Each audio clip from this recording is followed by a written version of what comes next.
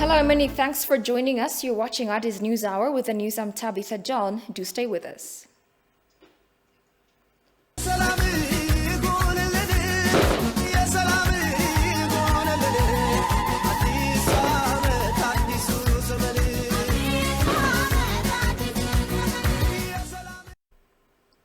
Prime Minister Abiy Ahmed has called on Africans to stand united for a unified Africa. In his tweet late in the afternoon today, the Premier says a united Africa is the foundation for the continent's growth. Quote unquote, our natural resources and human capital are sufficient to catapult Africa into greatness if we commit to working together. The time for Africa is now, he has tweeted. He has also called on Ethiopians to show gallantry in each area of activities they are engaged in.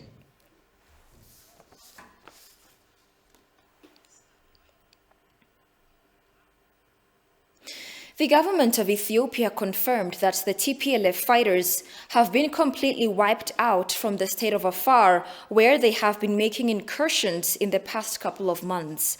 The government, meanwhile, denounces mass killings of civilians by the retreating TPLF forces.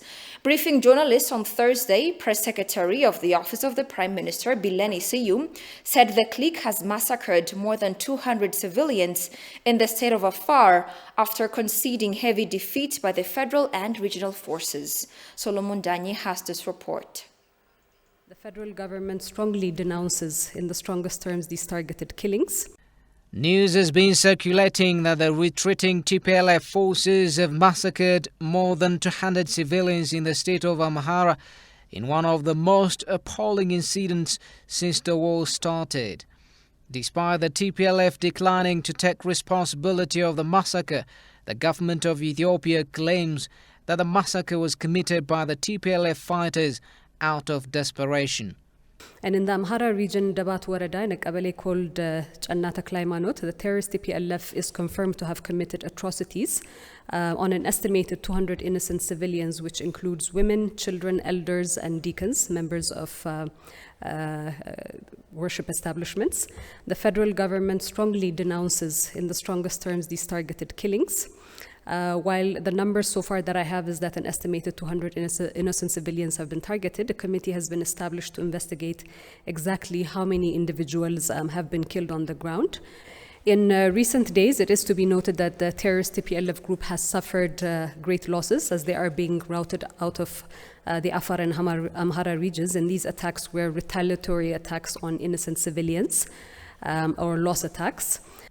Briefing journalists Thursday, Press Secretary of Office of the Prime Minister, Bileni Siyum, also confirmed that the TPLF forces who have been making repeated encroachments in the state of Afar have been completely wiped out from the region. Bileni dismisses the claim by the TPLF that its withdrawal from Afar is a tactical retreat.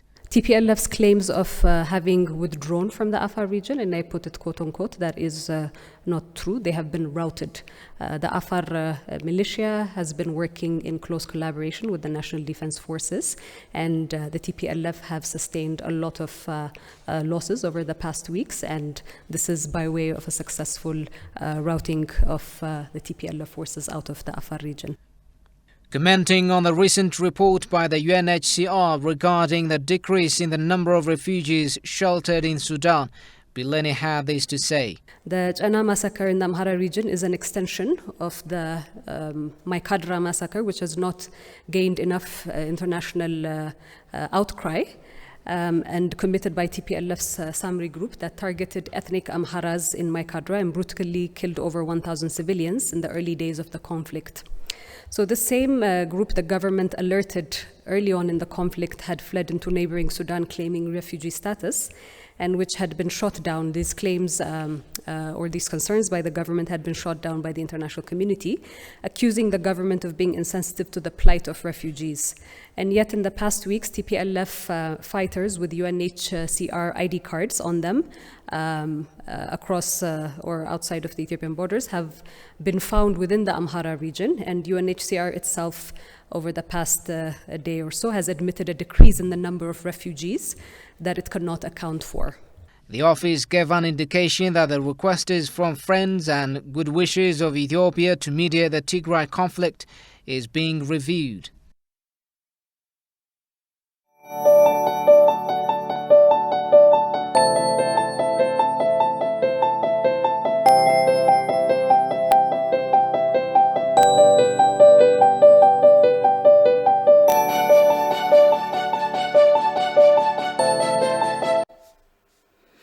Russian ambassador to Ethiopia Yevgeny Terekin says his country and Ethiopia are steadfast in maintaining the status quo of standing together in shared values. With regard to the ceasefire in northern part of Ethiopia, he's disappointed by the lack of response from the other side. In his exclusive interview with ETV Languages today, the ambassador has expressed his optimism that Ethiopia has the capacity to emerge out of its problems. Daniel Kasahun has interviewed the ambassador and filed the following report. On the world stage, Russia and Ethiopia generally adhere to similar positions. They are steadfast in maintaining the status quo of standing together in shared values and consistently advocate the strengthening of fair and democratic principles. Because Russia tries always to stand on the right side, or let me say on the side of right. Since we believe that the Ethiopian position is righteous, we are standing together. We believe that there are universal international laws which we should be taken as a basis for normal international relations. Russian ambassador to Ethiopia, Yevgeny Terekin, says it is absolutely unacceptable that some countries using as a cover compliance to exert pressure on other countries by interfering directly or indirectly in their internal affairs. In this regard, he downgrades the visa restriction imposed by the United States government on senior government officials of Ethiopia. As far as for visa issuance, any country has a full right to make its own decision, of course. The other question is, will it help to do anything? Will it help to reach any positive result? I don't believe.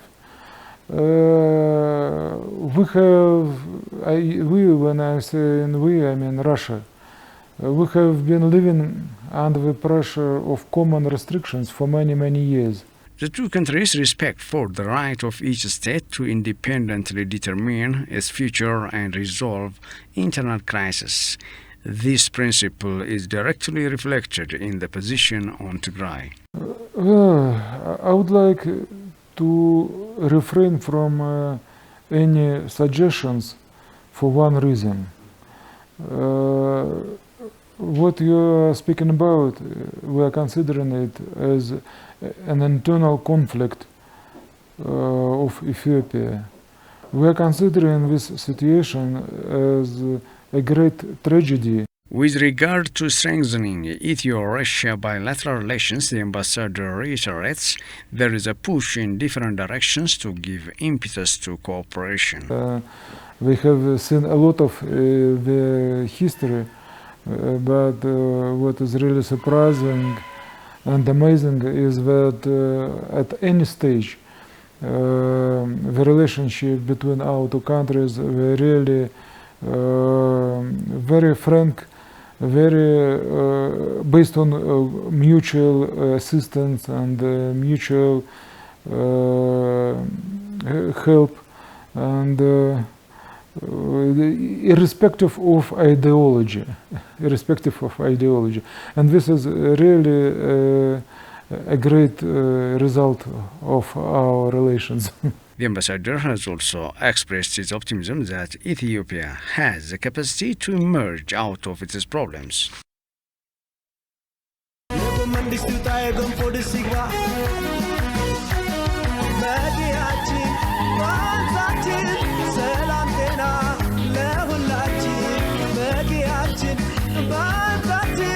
Salam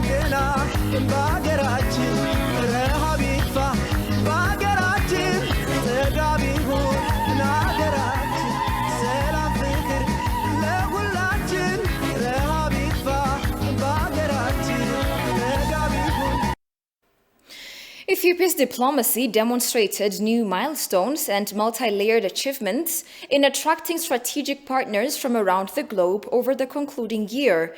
The nation jumped with joy when, as a result of Ethiopia's staunch diplomacy and advocacy, the UNSC brought back the GERD agenda into the African Union.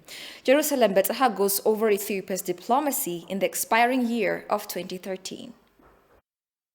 Ethiopia is witnessing new twists and turns both in its domestic and foreign policy domain of led with the incumbent government in power, adopting political and economic reforms aimed at fostering change to bring about development.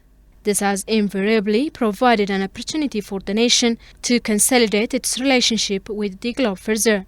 The new domestic political and economic reforms and the friendly gestures that the present government under Abiy Ahmed has made with its neighbors has drawn the attention of the international community to the extent of awarding him with Nobel Peace Prize.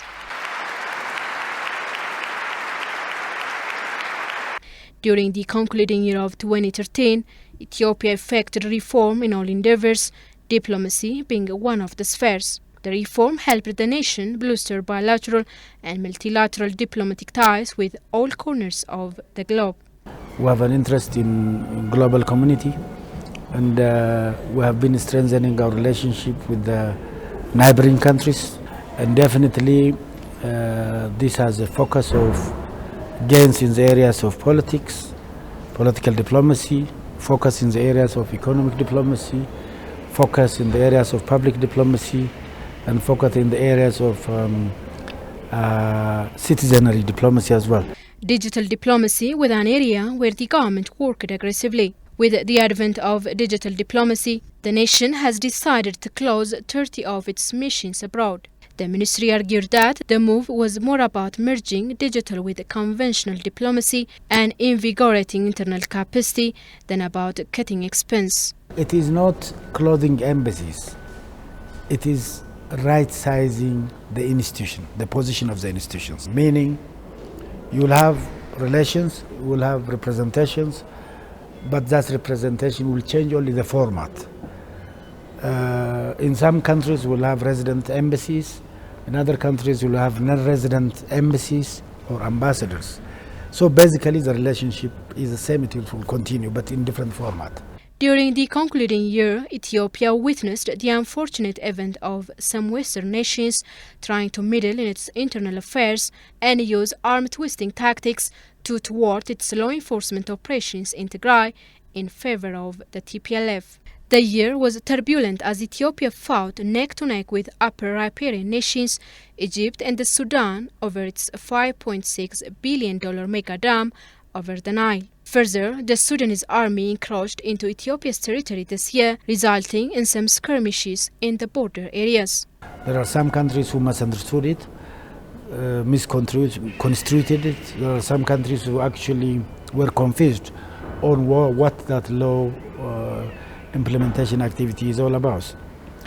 It's not only that. After the law enforcement activities, there has been an attempt at restoring and restructuring that part of the country, about rehabilitating those citizens who have been affected by the confrontations during the law enforcement activities.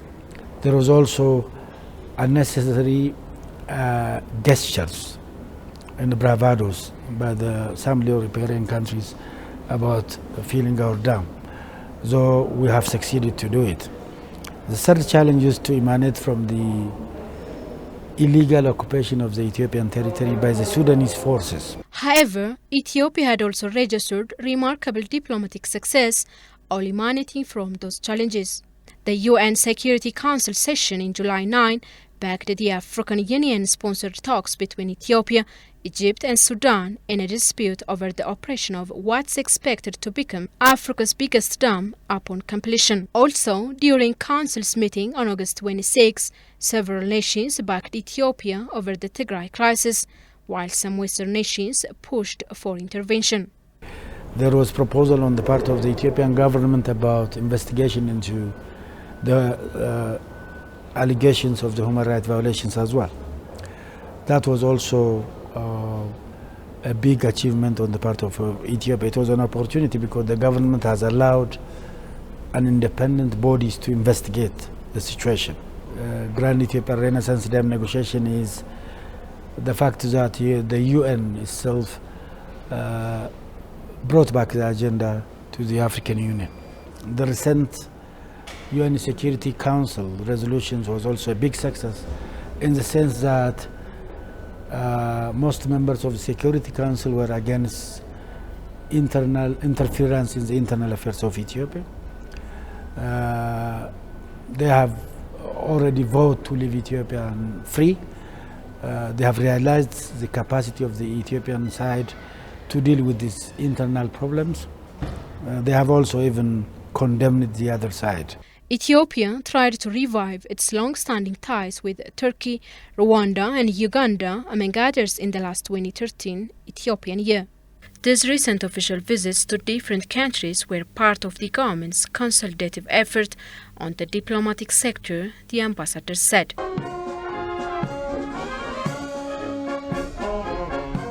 Apart from this, the Ethiopian government has shown tangible success with its efforts towards citizen-based diplomacy with Middle Eastern countries. That explains why the nation managed to repatriate most of its migrants, including detainees and undocumented migrants, to their homeland over Ethiopian year of 2013. In a related account, spokesperson of the Ministry of Foreign Affairs, Dina Mufti, says Ethiopia has seen remarkable success stories over the concluding Ethiopian year in the face of the major challenges. GERD second filling, 6th general election, and Green Legacy Initiative, among others, are some of the success stories of the country. Alula Teklamariam has more. The spokesperson of the Ministry of Foreign Affairs, Dina Mufti, gave the ministry's bi-weekly press briefing to the media on major political, economic and diplomatic activities over the concluding Ethiopian year. He said Ethiopia has seen remarkable success stories over the past year, irrespective of the paramount challenges. The spokesperson stated GERD second filling, the 6th general election and Green Legacy Initiative, as well as diaspora contribution, are some of the success stories. One of these challenges came from GERD. We have been withstanding attempts to internationalize and securitize the GERD issue. The motto of African solution to African problems prevailed so far. For us, this is a huge diplomatic victory. The second feeling was also realized, despite the doomsdayers' wishes. And those accusing us of unilateral actions. Regarding the elections, the 6th national elections, we held transparent and credible elections that had been witnessed and authorized by the African Union Observing Group. That has disproved the doomsdayers' prophecy. The Green Legacy project also is another success story that Ethiopia earned respect of its neighbors. The commitment also to bring in our citizens from abroad, the regular repatriations of those who have been stranded abroad because of various difficulties has been an outstanding thing. Our envoys in various countries have been interacting with their counterparts in the countries they reside. The diaspora participation has been spectacular this year with regard to protecting Ethiopian sovereignty and peace and security. Meanwhile, Dina underscored external pressure, security issue, the Ethio-Sudan border, and the trilateral talks process as challenges that the country has faced. The unfair pressure on Ethiopia is withheld, and gradually we hope truth will prevail.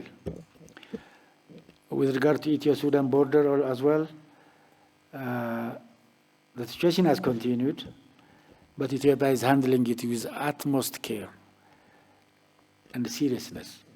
We still want to bring to the attention of the international community the fact that Sudanese have illegally kept occupying Ethiopia's legitimate territory, and we would like to impress on our partners to push to impress to press on Sudanese parts to withdraw. The spokesperson further noted the repatriation of tens of thousands of Ethiopians from the Middle East, despite meager resources and the challenges posed by the COVID-19 pandemic.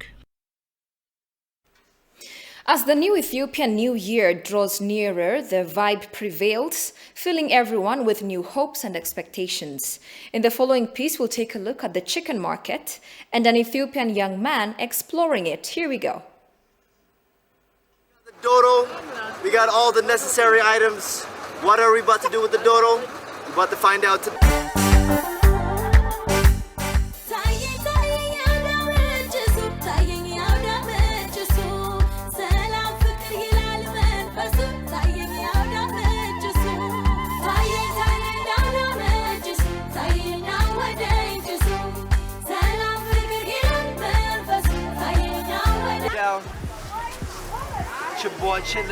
You already know in Ethiopia, but to burn this is how we celebrate New Year's.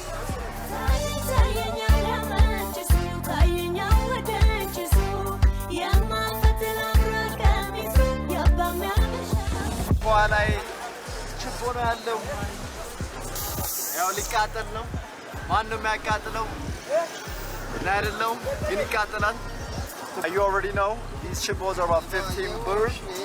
እኛ ታክሲ ውስጥ ማስገባት ስለማንችል ወንድማችን ስለረዳ ለአንድ ሰው በነፃ ይሰጣል ማለት ነው።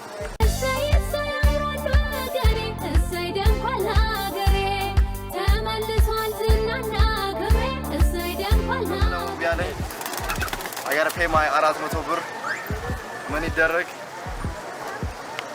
እሺ ጋሽ አይቀነስም? አልቀነሰም።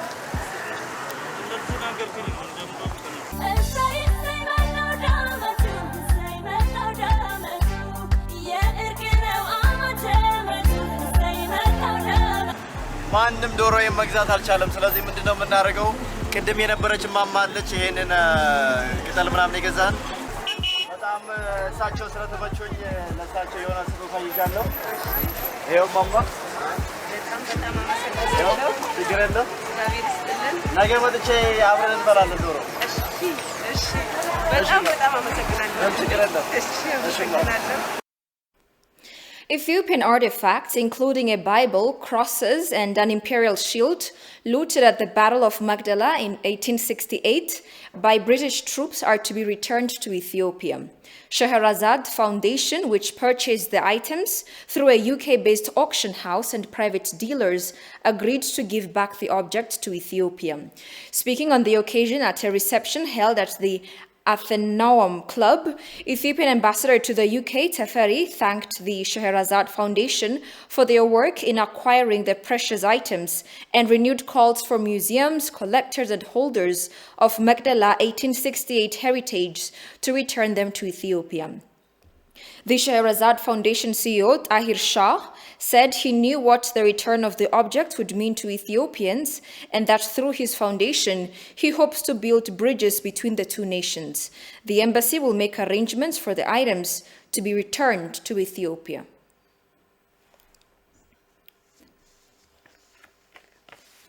And permanent representative of Ethiopia to the UN, Taye Atqeselase, has denounced in the strongest terms the brutal and horrifying killing of more than 120 civilians by terrorist TPLF groups in China locality, Amhara region. The killings must stop and the TPLF perpetrators must be brought to justice now, the permanent representative has demanded.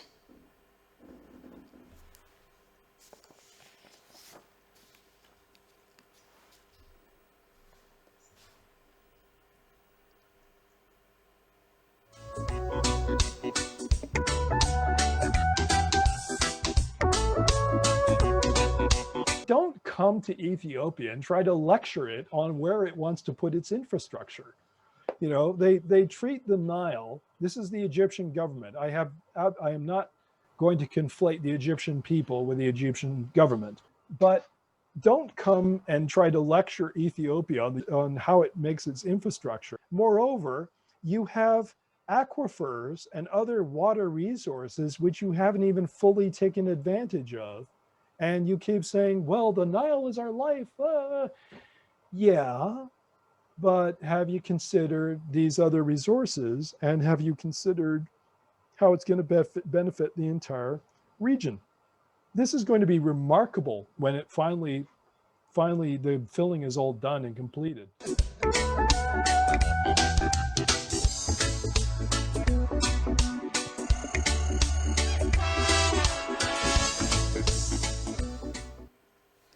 Indian ambassador to Ethiopia said differences over the construction of the Grand Ethiopian Renaissance Dam GERD should be resolved exclusively by the concerned parties through dialogue. In an exclusive interview with ABC, the Indian ambassador to Ethiopia, Robert Shetkontong, also disclosed that the investment, economic and commercial ties between Ethiopia and India are growing from time to time. Kasahun Chanya reports. The Indian ambassador to Ethiopia, Robert Shetkontong, spent some time with BBC English, outlining bilateral ties and carbon issues in Ethiopia. The ambassador says India supports the African tradition of resolving African problems by African countries themselves, and this should be manifested in the African Union-led tripartite negotiations when it comes to the Grand Ethiopian Renaissance Dam. What India would like to say is that dialogue on the GERD Dam is very important, and any solution, any lasting solution to the GERD will have to be guided by African solutions to African problems. The ambassador also disclosed the investment, economic and commercial ties between Ethiopia and India are growing. The growing presence of Indian investors in Ethiopia creates a strong link and contributes positively to the close partnership between the two countries, as to the ambassador. I believe that it was because of trade our relations have been there for the last thousands of years. But in the modern era, our bilateral relations are excellent. They encompass political aspects, commercial aspects, cultural aspects, defense, and all aspects that we can think of. We in India are very glad that despite the restrictions of COVID-19 pandemic, Ethiopian Deputy Prime Minister and Foreign Minister visited New Delhi in February 2021. He met the External Affairs Minister of India. Both the leaders discussed all aspects of our bilateral relations, and they agreed that there is so much to do that we should expand all aspects of our bilateral relations. According to the ambassador, the vibrant engagement of Indian companies in the economic life of Ethiopia, serving as the main source of foreign direct investment of the country, creating huge employment opportunities. I just want to dwell on the economic and business aspect, which is very evident, which is the most important part of our relations at the moment.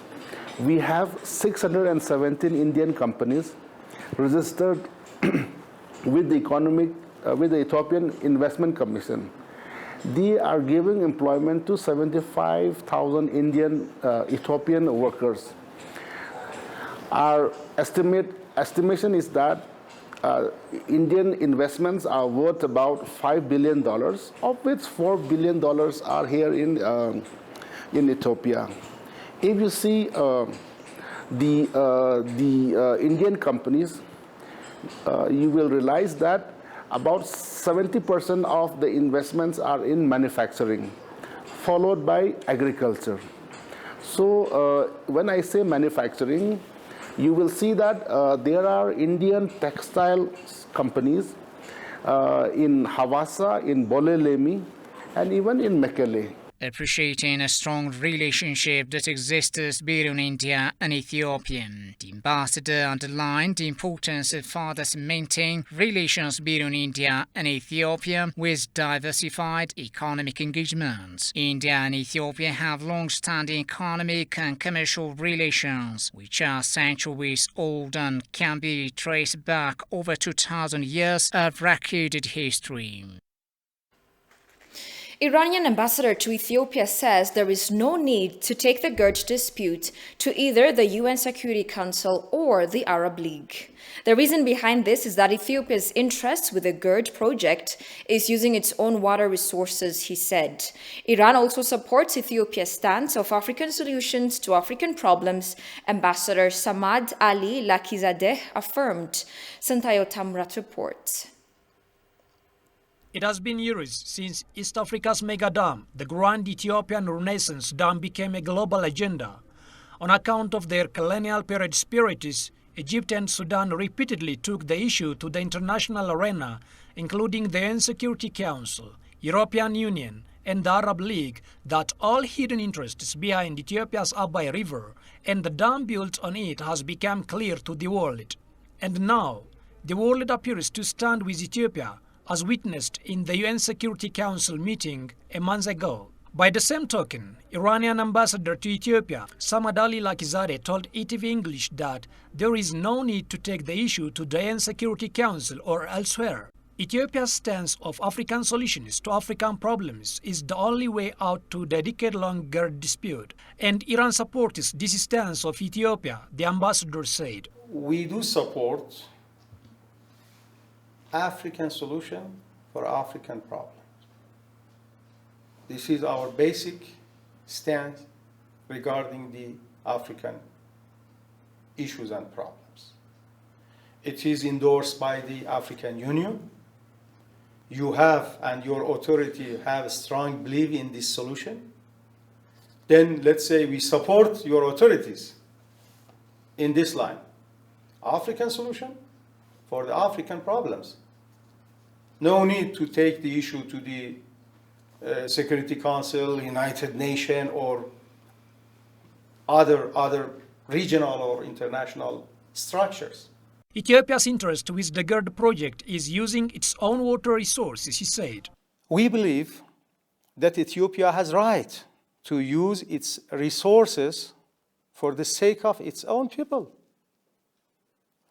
As a diplomat, I am living only 10 months here in your countries, but I am facing shortage of electricity. Then you have completely right to complete GERD,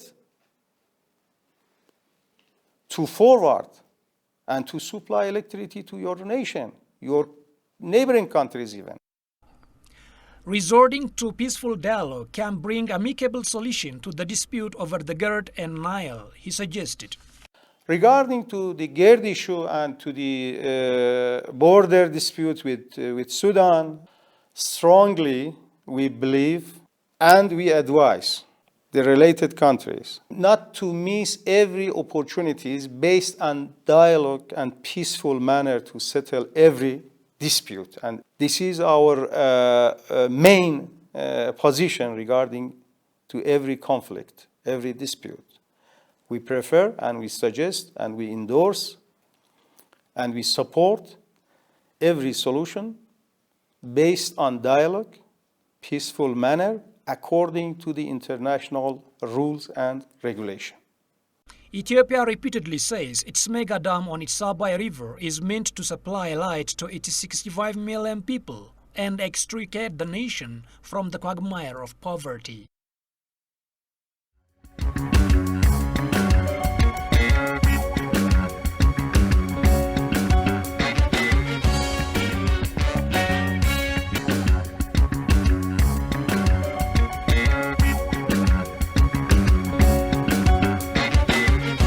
And finally, China wants to expand the sale of African agricultural products across its e-commerce platforms, according to a senior Chinese Foreign Ministry official.